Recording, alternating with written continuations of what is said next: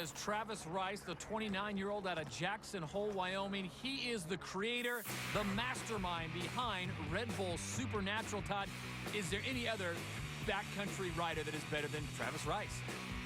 At this point, in my opinion, I don't think there's a snowboarder that's any better than Travis Rice. You talk about somebody that can go out there and get it done. He's been putting video parts together that have been blowing minds for years in his movies. The cinematography in his movies, unparalleled.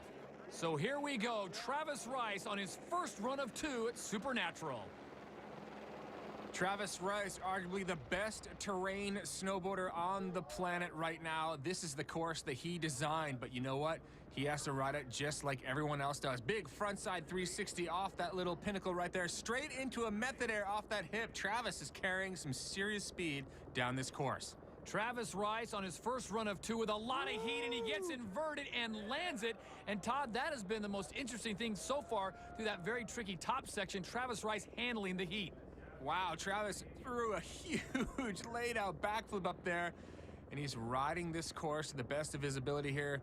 Little switch backside 180 there, trying to slow things down, get a handle on where he is, get ready to line up something else. Switch backside 5 right there into a little pocket. So far, Travis has thrown down the most moves. Here he comes now into the flats, turns it around into reverse. He's going to come into this jump switch. What's he got? Cab 900 for Travis, putting that thing down like butter. Rice looking the best on this course by far, for sure. There's some flow coming in through here. Rice is making it look easy, like a true professional should. Here he comes into the light post section. What's he got? Off of that. Oh, took it huge to the parking lot on that one. Well, we are down to the final runs of the day at Red Bull Supernatural. Todd, you have been around this sport for 25+ years. How about the evolution? Well, there's no doubt that the competitive snowboarding world has definitely evolved, and I've been there for a lot of it. Let's take a look back at some competitive snowboard history and how it got to here. Like most sports, snowboarding was born out of the desire to play, to experience an activity for the simple and pure enjoyment of it. But with all sports, a competitive side inevitably emerges. In 1981, that's exactly what happened. These first events were literally bootstrapped affairs that drew a handful of the curious and the committed. Snowboarding was considered risky and dangerous, so only a few ski resorts allowed it. This limited these early events to only a couple of locations that would willingly host. More motivated by trick progression than trophies, participants saw competitions as a chance to push the limits of what could be done on a snowboard. This would become a defining theme for the sport. Initially, boards were crudely designed and offered limited capabilities on the slopes. But pioneers like Tom Sims and Jake Burton's advancements in board design and technology opened the doors to a whole new world of riding. Early adopters instinctually looked to alpine skiing for inspiration with downhill slalom events. And a few even tried their skills at moguls, only to learn that not everything crossed over from skiing to snowboarding.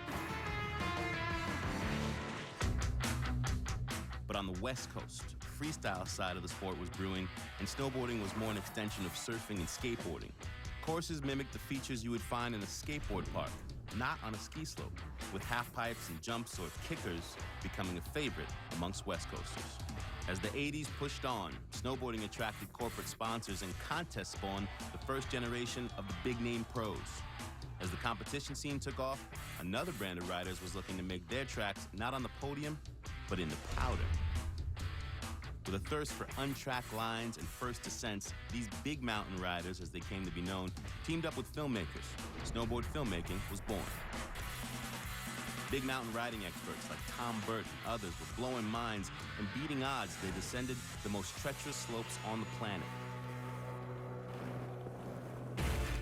Back on the competition front, half-pipes were ubiquitous and freestyle riding expanded into slopestyle, a hybrid format that fused skateboard park-inspired jumps, transitions, and features with downhill. The 90s proved that there was no looking back, and snowboarding defied all who declared it as a passing fad. Snowboarding officially hit the big time. Professionals were making real money in sponsorships and contest winnings. From paychecks to pipes, everything got bigger. Half pipes became super pipes. A few hundred spectators became thousands, and pro snowboarders were bona fide rock stars. The sport was no longer a winter sideshow. And by the time ESPN's X Games expanded into winter, it was confirmed that snowboarding would be added to the Olympic Games in 1998. It was the ultimate validation for snowboarding as a legitimate sport. There was no turning back. As the 2000s pushed on, so did competitive snowboarding. But that original spirit of pure fun, pushing the limits, and exploring the infinite possibilities of what can be done on a snowboard, that carries on to this day.